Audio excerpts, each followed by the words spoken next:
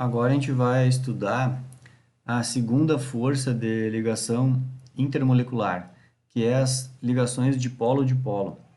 Como eu já tinha dito antes, o nome da ligação ela já é o resumo do que é. Se está dito que é de polo, é porque é uma ligação entre uma molécula polar com outra molécula polar. Pode ser ela com ela mesma, uma igual a ela, né? Ou ela com outra que seja polar também. Aqui no livro, ele escolheu como exemplo a molécula clorometano, que é essa daqui, ó, CH3Cl. A fórmula estrutural da molécula é assim: o carbono ligado a três hidrogênios e o carbono ligado com o cloro, né? O cloro é mais eletronegativo que o carbono, então a nuvem eletrônica dessa molécula vai ser atraída para o lado do cloro, porque ele é mais eletronegativo. E essa parte de baixo da molécula aqui, ela vai ser parcialmente positiva, como a simbologia aqui mostra para a gente. E esse gráfico aqui de zona de calor, ele dá essa ideia também, né? Os elétrons ficam mais tempo perto do cloro do que menos tempo perto dessa parte de baixo da molécula aqui, porque ele é mais eletronegativo. A força da ligação de polo ela é bem óbvia. As moléculas sempre vão se orientar uma em relação à outra, mirando a parte mais rica em elétron, tá? Da parte mais pobre em elétron, tá? Então, a região mais rica em elétron vai ficar sempre perto da região mais pobre em elétron, tá? Aqui eu vou... Por isso que eu não gosto desse sistema que o Atkins usa aqui, ó. Eu sempre gosto de botar a flecha para o lado mais rico em elétron, né?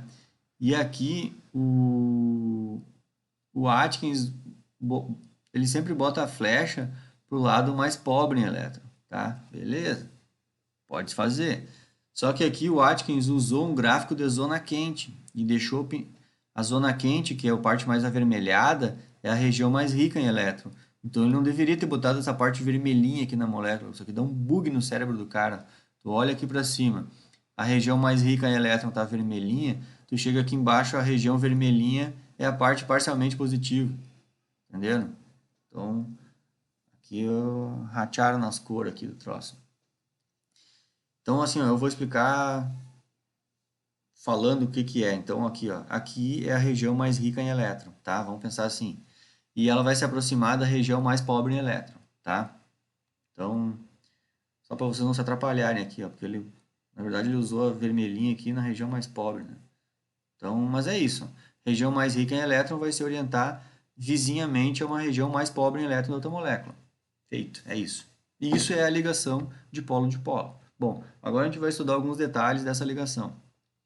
A equação que define a força de ligação de polo é essa daqui. Ela é muito parecida com o que a gente já estudou no vídeo passado.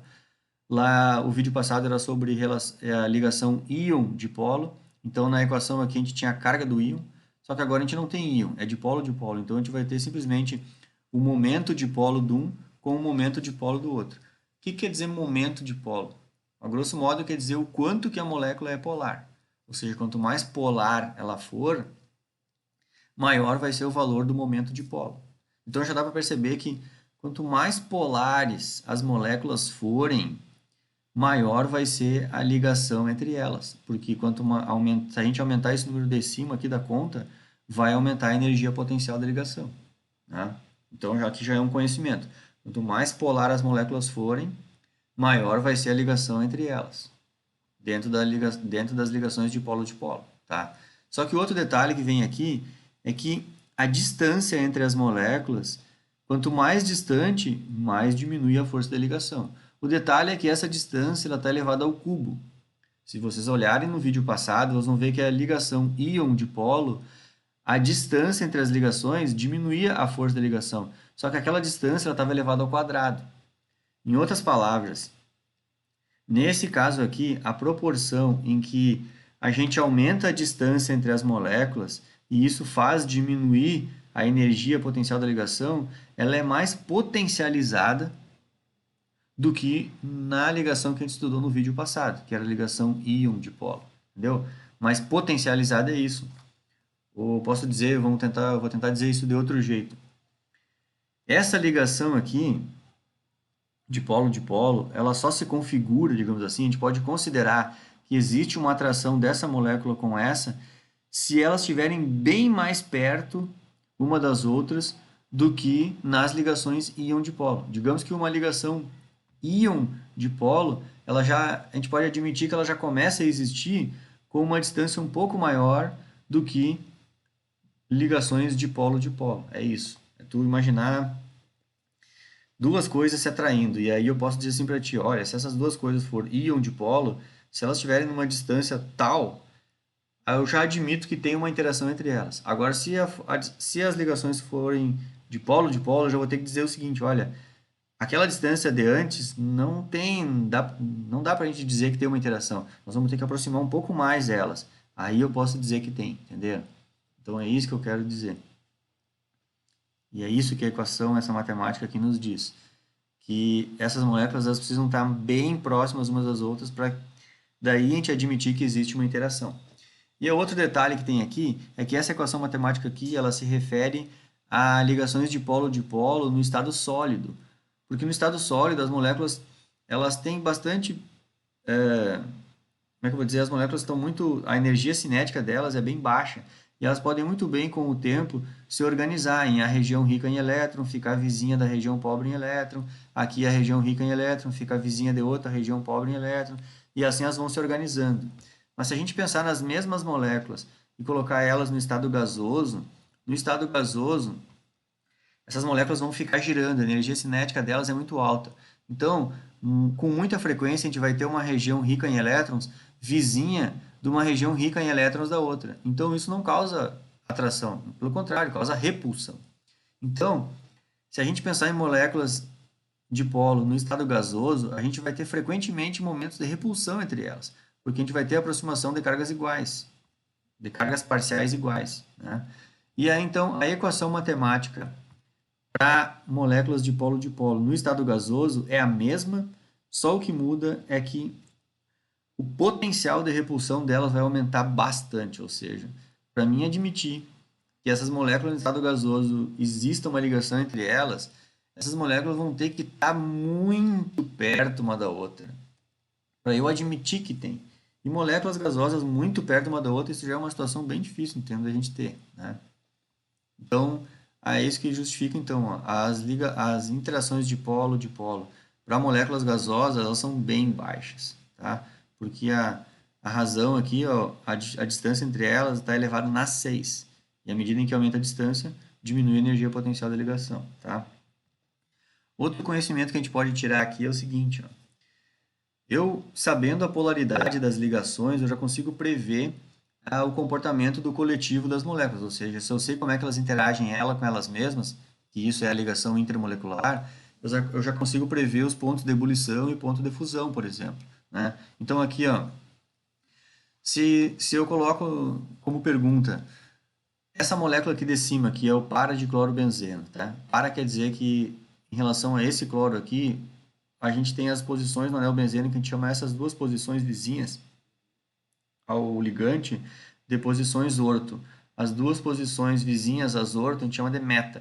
E a posição oposta à posição do ligante a gente chama de para, né? Isso aqui a gente aprende em química orgânica, lá no ensino médio, e depois no curso vai ter de novo isso aí.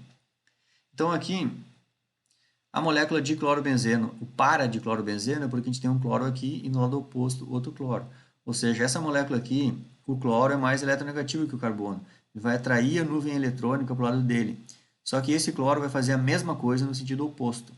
E a gente já aprendeu isso, que essa molécula aqui, então, a gente não vai ter vetor resultante de nuvem eletrônica. Porque se tem um átomo que puxa a nuvem eletrônica para o lado dele e um outro átomo igual puxa a nuvem eletrônica no sentido oposto, uma força anula a outra. E essa molécula acaba sendo apolar. A molécula de baixo, não. Esse cloro puxa a nuvem eletrônica para o lado dele e esse cloro vizinho puxa a nuvem eletrônica para o lado dele. A gente vai ter um vetor resultante para esse lado aqui, ó, do mouse aqui, ó. Essa parte da molécula aqui vai ser rica em elétrons e essa parte oposta aqui vai ser pobre em elétrons. Se essa molécula de baixo aqui ela é polar, ela consegue fazer ligação de polo-dipolo. E essa molécula aqui apolar, vocês vão ver mais para frente que até ela consegue interagir ela com ela mesma, mas é a possibilidade mais fraca que tem. Então, se essa molécula aqui ela é polar, ela vai fazer ligações de polo-dipolo e então eu vou ter que gastar bem mais energia para separar uma molécula dessa de outra igual a ela, do que essa molécula aqui de outra igual a ela. Portanto, essa molécula aqui tem ponto de ebulição e também ponto de fusão mais alto que essa molécula aqui. Outro exercício que tem no livro, que a gente pode fazer aqui rapidão, aqui é aquela explicação do Atkins, ó. Aqui eu acabei de mostrar no desenho ali, ó, se um cloro puxa a nuvem eletrônica para o lado dele, o outro cloro puxa a nuvem eletrônica para o lado dele, tá?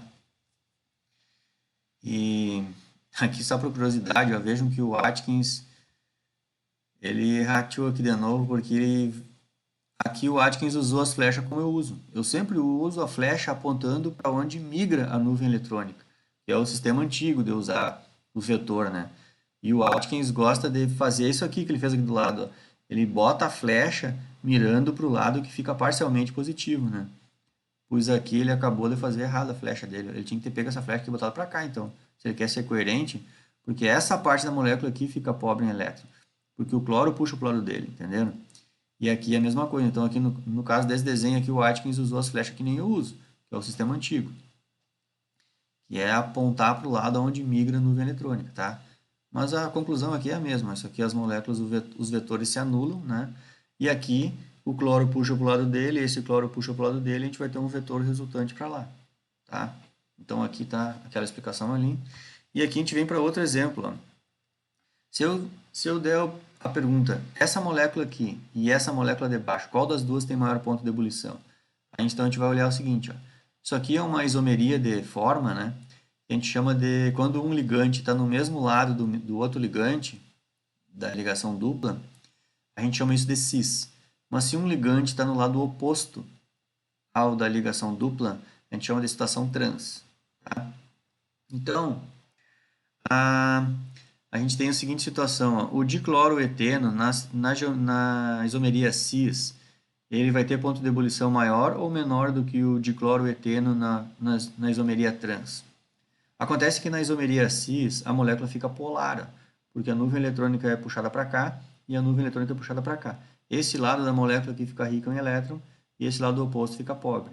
Já aqui acontece o seguinte fenômeno, esse cloro puxa a nuvem eletrônica para lá, mas o outro cloro puxa com a mesma intensidade a nuvem eletrônica para o lado oposto. Então essas forças se anulam e essa molécula aqui é apolar.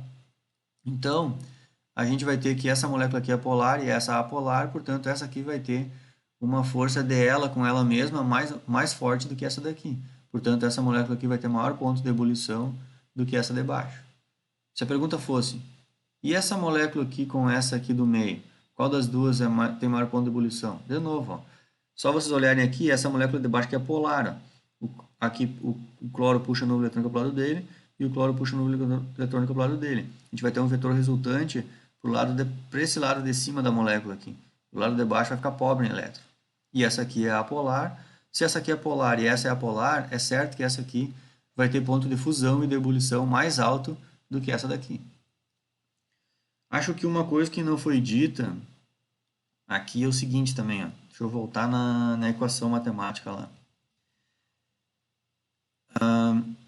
O que faz nos dizer também a força da ligação de polo é a distância das moléculas. E aí é o seguinte, se a gente pensar que a gente tem moléculas grandonas, quanto maior for a molécula, mais perto uma consegue ficar da outra. Tá? Então é isso. Eu quero dizer para vocês, quanto maior são as moléculas, mais perto uma consegue ficar da outra. Então alguns exercícios fazem algumas sugestões para a gente. Por exemplo, ácido fluorídrico, né? HF. Se a gente pensar no ácido fluorídrico, será que o ácido fluorídrico tem ponto de ebulição maior ou menor que o ácido clorídrico? E o ácido bromídrico? Vamos pensar esses três ácidos aqui bem comuns. Ó. São três ácidos fortes. Ácido fluorídrico, ácido clorídrico, ácido bromídrico. Se bem que ácido fluorídrico não é tão forte, é intermediário. Tá? Mas vamos lá. Esses três ácidos aqui, qual deles tem maior ponto de fusão? Com o que a gente já aprendeu, a gente já pode prever isso. Com a dica aqui que eu acabei de dar para vocês, quanto maior são as moléculas, mais perto elas conseguem ficar uma da outra. Se mais perto elas conseguem ficar uma da outra, vai aumentar a energia de ligação intermolecular entre elas. No caso de moléculas polares, né? Ligação de polo. Então, voltando aqui na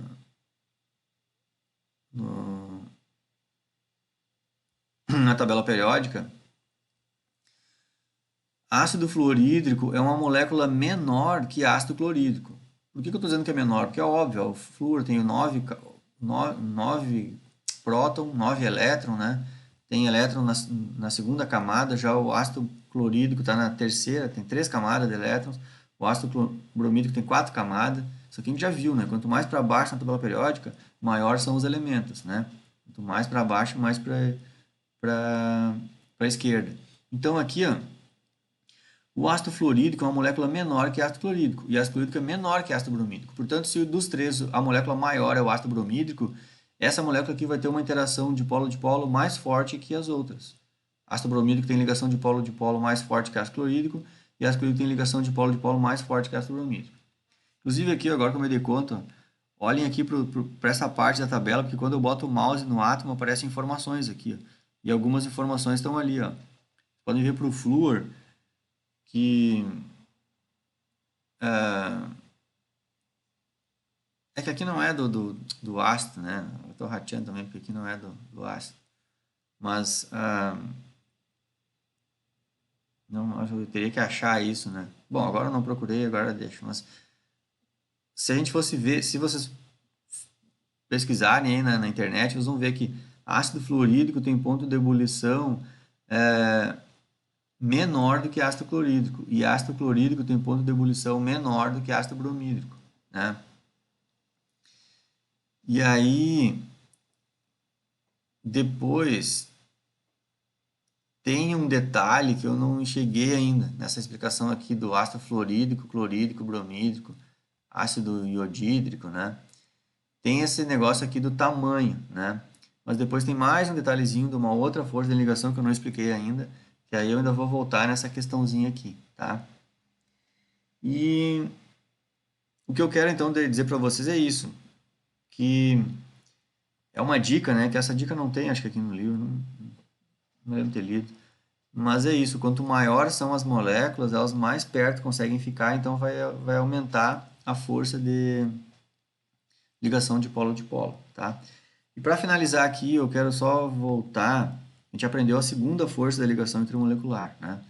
Quero voltar nessa tabelinha, eu sempre vou voltar nela, que é aquela tabelinha 5.1, tá? Essa tabelinha aqui, lembrem que o autor colocou as ligações intermolecular, ele escolheu a iônica, íon com íon, né? Só que isso aqui é ligação intermolecular, né? É a ligação iônica. Mas ele botou isso na tabela só para a gente ter uma noção da grandeza. A força da ligação íon com íon, ela é 250 kJ por mol. Aquela que a gente estudou no vídeo passado, que é a ligação intermolecular íon dipolo, ela já tem uma grandeza de 15 kJ por mol. Veja que é bem menos. Uma ligação intermolecular é bem menos, tem força bem menor do que uma ligação intramolecular, tá? E essa que a gente acabou de estudar, que é a dipolo, ela tem 2, em média, isso na forma sólida, 2 kJ por mol, bem mais fraca que a que a gente estudou no vídeo anterior, ligação íon-dipolo. E quando o dipolo está acontecendo com moléculas gasosas, esse 2 aqui cai para 0, pouco. Lembrando que esses valores que estão aqui, eles são valores médios, né? Não é um valor definido assim. Ah, é dipolo, é 2. Não, não é. Tem que fazer os cálculos, tem que fazer aquela continha lá, né? Ó, aqui a continha. Tem que fazer o momento dipolo de uma molécula vezes o da outra. Se é duas moléculas igual, a gente vai botar o valor do momento dipolo dela vezes o momento dipolo dela, né? Então, o 2 é na média. Então, aqui só para finalizar, que das duas forças de ligação que a gente já estudou, a íon dipolo e a dipolo-dipolo, a íon dipolo é bem mais forte que as forças das ligações dipolo-dipolo. Encerro o vídeo aqui, então.